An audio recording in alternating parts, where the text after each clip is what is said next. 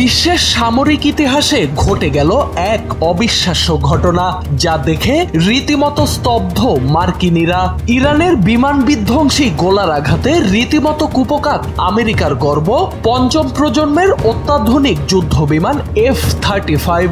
শত্রুপক্ষের হামলায় F-35 যুদ্ধ বিমানের ক্ষতিগ্রস্ত হওয়ার ঘটনা বিশ্বে এটাই প্রথম।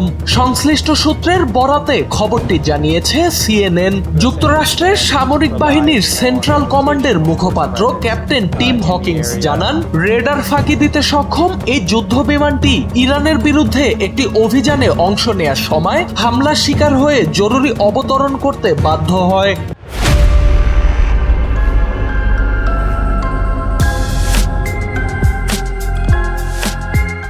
যুদ্ধবিমানটি নিরাপদে অবতরণ করেছে বলেও জানান তিনি।